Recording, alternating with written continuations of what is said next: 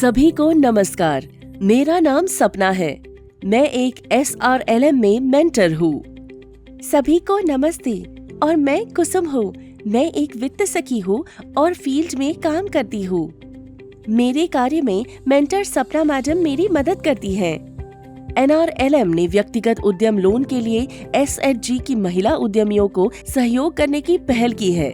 मैं और मेरी वित्त सखी कुसुम इससे संबंधित विभिन्न पहलुओं पर चर्चा करेंगे और हमें उम्मीद है कि आप सभी को भी हमारी बातचीत उपयोगी लगेगी। तो चलिए शुरू करते हैं। वित्तीय विवरण। सभी को नमस्कार। ये वीडियो वित्तीय विवरणों पर है। इस वीडियो में हम सीखेंगे वित्तीय विवरण क्या है और वे क्या दर्शाते हैं। हम जानेंगे वित्तीय विवरण के 3 मुख्य प्रकार, जो है balance sheet, profit and loss account और कैश फ्लो स्टेटमेंट। इससे पहले कि हम वित्तीय विवरणों के बारे में समझें, आप सोच रहे होंगे कि हमें इसके बारे में क्यों पता होना चाहिए। वित्तीय विवरणों की बुनियादी समझ NRLM अधिकारियों, सलाहकारों और यहाँ तक कि वित्त सखियों के लिए भी महत्वपूर्ण है, क्योंकि उन्हें 10 लाख रुपए तक के व्यक्तिगत लोन के लिए उद्यमियों की सहायता करनी है। 2 लाख रुपए तक से अधिक के लोन के लिए बैलेंस शीट और प्रोजेक्शन की आवश्यकता होती है। इसलिए अधिकारियों को वित्तीय विवरणों की समझ होनी चाहिए। वित्त सखियों और NRLM अधिकारियों से अपेक्षा की जाती है कि वे महिला उद्यमियों को अपने व्यवसायों को औपचारिक रूप देने के लिए प्रोत्साहित करेंगे, लेकिन उद्यमियों को प्रभावी ढंग से प्रेरित करने के लिए उन्हें पहले खुद वित्तीय रिकॉर्ड को समझना होगा। ऋण आवेदन उद्देश्य के लिए कुछ उद्यमी वित्तीय विवरण प्रदान कर सकते हैं। इसलिए ऋण पात्रता के आकलन के लिए NRLM अधिकारियों के साथ साथ वित्त सखियों को मोटे तौर पर ये समझने में सक्षम होना चाहिए कि वित्तीय विवरण क्या दिखाते हैं। इस संदर्भ में वित्तीय विवरणों को समझना महत्वपूर्ण है। तो आइए अब ये समझें कि वित्तीय विवरण क्या है। किसी भी उद्यम में रोजाना कई वित्तीय लेन देन होते हैं। ये वित्तीय लेन देन को अंततः एकत्रित करके हम उद्यम के पूरे वित्तीय प्रदर्शन को समझ सकते हैं। लेखांकन या जिसे अकाउंट्स कहते हैं, व्यवस्थित रूप से इन लेन देन को रिकॉर्ड, वर्गीकृत, सारांशित और रिपोर्ट करता है। ये एक उद्यम की समग्र वित्तीय स्थिति और वित्तीय प्रदर्शन को समझने में मदद करता है। लेखांकन के माध्यम से सभी वित्तीय लेन देन के अंतिम परिणाम को अंततः संक्षेप में प्रस्तुत किया जाता है और वित्तीय विवरणों के रूप में रिपोर्ट किया जाता है। उद्यम की वित्तीय स्थिति और वित्तीय प्रदर्शन को दर्शाने के लिए 3 मुख्य वित्तीय विवरण होते हैं: balance sheet, profit and loss account और कैश फ्लो स्टेटमेंट। हम इन तीनों को समझेंगे कि वे क्या बताते हैं। पहला वित्तीय विवरण है बैलेंस शीट। बैलेंस शीट किसी एक निश्चित समय पर उद्यम की वित्तीय स्थिति को प्रस्तुत करता है। बैलेंस शीट वित्तीय स्थिति को इस रूप में दर्शाता है कि उद्यम के पास क्या संपत्ति है, जिसे एसेट्स कहते हैं, उद्यम के क्या देनदारियां या दायित्व है, जिसे लायबिलिटी कहते हैं, और उद्यम में मालिकों की क्या हिस्सेदारी है, जिसे इक्विटी कहते हैं। उद्यम की संपत्ति या एसेट्स के उदाहरण है नकद, स्टॉक, अचल संपत्ति, उद्यम के देनदार आदि। उद्यम की लायबिलिटी के उदाहरण है लोन का बकाया मूल, उद्यम के लेनदारों की उधारी आदि। उसी तरह इक्विटी के उदाहरण है मालिकों के उद्यम में लगाई पूंजी या उद्यम के पुराने संचित लाभ। यहाँ बैलेंस शीट का एक उदाहरण दिया गया है।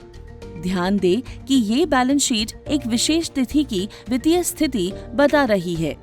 ये उद्यम के पास जो भी संपत्ति है उसका मूल्य बता रही है, जैसे कि हाथ में नकदी, बैंक में नकदी, निवेश, प्राप्तियां, स्टॉक और अचल संपत्ति। बैलेंस शीट का दूसरा पक्ष दिखा रहा है उद्यम की देनदारियां, जैसे लोन, लेनदारों के पैसे और अन्य देय। इक्विटी दिखा रहा है मालिकों की उद्यम में लगी पूंजी और उद्यम के अभी तक के संचित लाभ। इस उद्यम में कुल एसेट्स 2,45,000 के है और इतनी ही कुल लायबिलिटी और इक्विटी भी है। ये कोई संजोग नहीं है कि ये बराबर है। किसी भी उद्यम में उसकी जो भी संपत्ति होती है यानी एसेट्स, वो या तो उसके लोन या अन्य देनदारियों की वजह से होते हैं यानी लायबिलिटी से, या फिर मालिक की पूंजी से यानी इक्विटी से।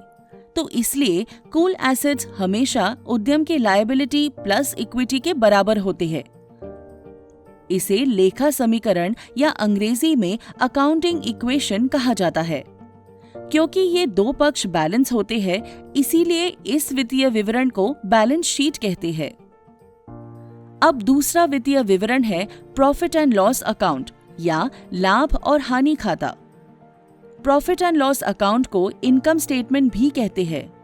ये वित्तीय विवरण किसी एक अवधि की आय, व्यय और उस अवधि का मुनाफा या घाटा दर्शाता है। इस उदाहरण में ये प्रॉफिट एंड लॉस अकाउंट दी गई अवधि में इस उद्यम की बिक्री और कुछ अन्य स्रोतों से आय को दिखा रहा है। इस उद्यम की अप्रैल 2022 से मार्च 2023 के बीच कुल आय 7,20,000 रुपये हुई। उसी तरह ये वित्तीय विवरण उसी अवधि के विभिन्न खर्चे जैसे कि बेची गई वस्तुओं की लागत, वेतन और मजदूरी, प्रशासनिक व्यय, ऋण पर ब्याज दिखा रहा है। इस अवधि में कुल व्यय 6,50,000 रुपये का हुआ है, जिसकी वजह से हम देख सकते हैं इस उद्यम को इस अवधि में 70,000 रुपये का शुद्ध लाभ हुआ है। तो ये है प्रॉफिट एंड लॉस अकाउंट वित्तीय विवरण। तीसरे वित्तीय विवरण को कैश फ्लो स्टेटमेंट कहा जाता है। कैश फ्लो स्टेटमेंट एक अवधि में उद्यम के नकदी के प्रवाह को दर्शाता है, यानी कि सीधे शब्दों में समझे तो किसी अवधि के शुरुआत में उद्यम में कितना कैश था, उस अवधि के दौरान कहां-कहां से और कैश आया है और उसी अवधि में कहां-कहां कैश गया और अवधि के अंत में कितना कैश बचा है। नकदी को ट्रैक करना उद्यम के लिए महत्वपूर्ण होता है, क्योंकि ये उद्यम के लिए अल्पकालिक कैश की जरूरतों और दायित्वों के प्रबंधन में मदद करता है। एक साधारण नकदी प्रवाह विवरण को कैश प्राप्तियों और कैश भुगतान विवरण के रूप में देखा जा सकता है, जहां एक तरफ एक अवधि में नकद प्राप्तियां दर्शाई जाती है। इनमें ओपनिंग कैश, कैश सेल्स, मिला हुआ ब्याज, लिए गए लोन आदि शामिल होते हैं। दूसरी तरफ कैश भुगतान जैसे कि माल की खरीद, वेतन, लोन का भुगतान, अन्य प्रशासनिक व्यय आदि होते हैं। इन सभी लेन देन को करने के बाद हमें अवधि के अंत में नकदी की स्थिति मिलती है। तो इस वीडियो में हमने सीखा वित्तीय विवरण क्या है और वे क्या दर्शाते हैं, और 3 मुख्य प्रकार के वित्तीय विवरण अर्थात बैलेंस शीट, जो एक निश्चित तारीख पर उद्यम के एसेट्स, उसकी लायबिलिटी और इक्विटी के रूप में उद्यम की वित्तीय स्थिति दर्शाता है। प्रॉफिट एंड लॉस अकाउंट, जो एक अवधि के दौरान आय, व्यय और शुद्ध लाभ को दर्शाता है। और कैश फ्लो स्टेटमेंट, जो एक अवधि में नकदी की आवाजाही और शुद्ध नकदी की स्थिति को दर्शाता है। आशा है कि आपको ये वीडियो उपयोगी लगा होगा। धन्यवाद।